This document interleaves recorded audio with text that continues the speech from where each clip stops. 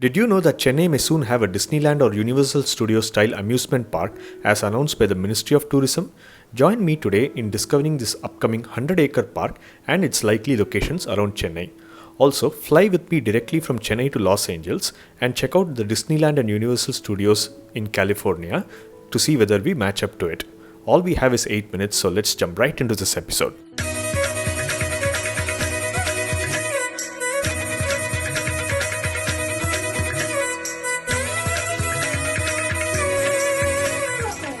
Nothing else can give the joy across ages than a day at an amusement park for a family.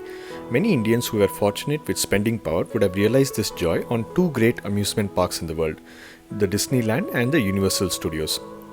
This is a family of four familiar to all of us who made it not to one but both the parks, and not today but 30 years ago.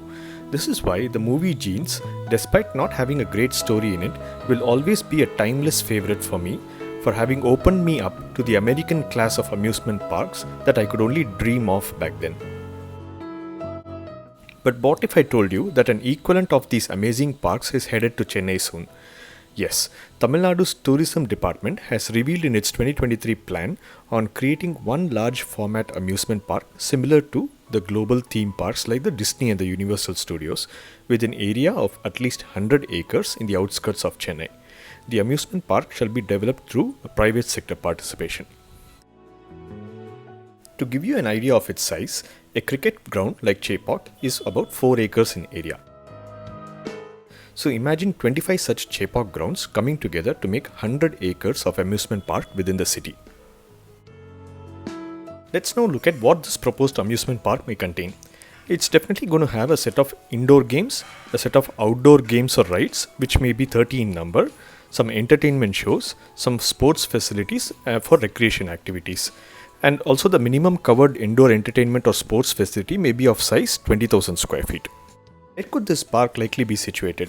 In my view, where there is prominent highway connectivity. That is among three options perhaps, one along GST Road, the second along OMR stretch, or the third along Poonamali Road would be my choices. Since we neither have a map of the proposed park nor a Disneyland or Universal Studios in India to relate to, get your passports and visa in hand and fly with me now from Chennai to Los Angeles in the US.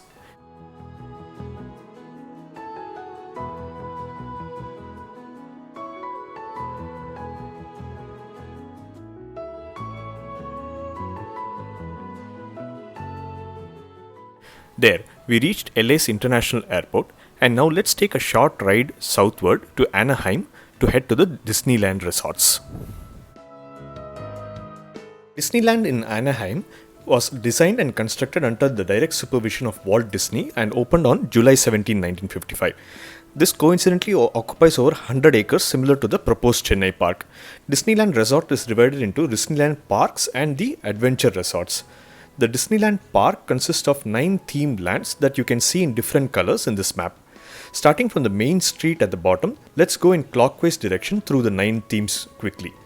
The Main Street USA is patterned after a typical Midwest town of the early 20th century with a train station, a town square, movie theatre, city hall and so on. The Adventureland is designed to recreate the feel of an exotic tropical place in a far-off region of the world like Africa or Asia.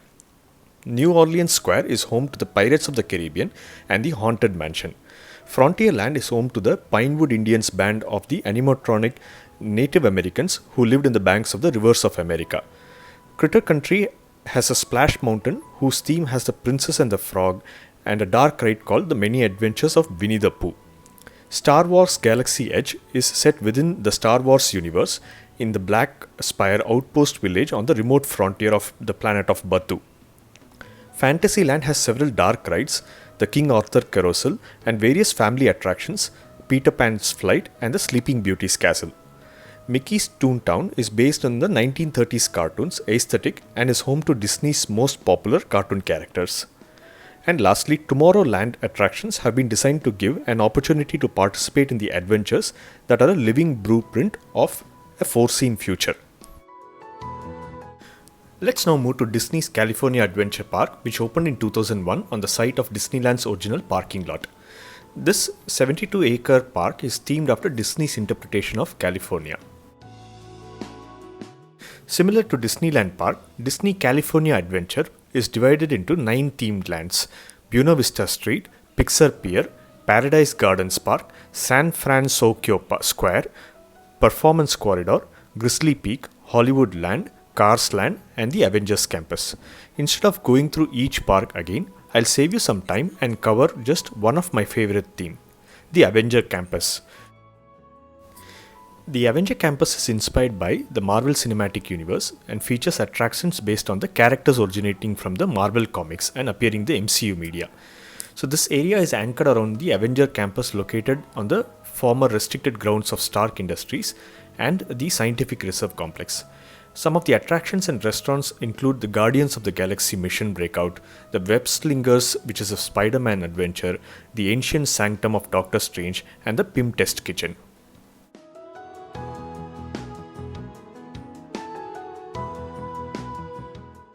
With this, let's say goodbye to Disneyland and head back north towards Hollywood City, where Universal Studios is waiting for us. Universal Studios Hollywood is a film studio and a theme park in the San Fernando Valley of Los Angeles. It was initially created to offer tours of the real Universal Studios sets. The Studio Hollywood contains 10 rides, 7 shows, and 2 play areas. Given its topography, the Universal Studios Hollywood is split into 2 areas along the valley: the upper lot, which is at the top, and the lower lot at the bottom. The upper lot consists of a variety of family-based attractions, for example the thrill ride Harry Potter and the Forbidden Journey, which is housed in a replica of a Hogwarts castle featuring actual props from the films.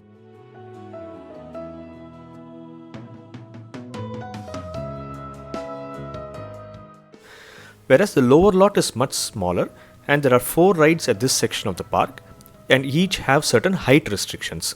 So it features, for example, the Jurassic World ride, Revenge of the Mummy ride, Mario Kart ride, and the Transformers 3D ride.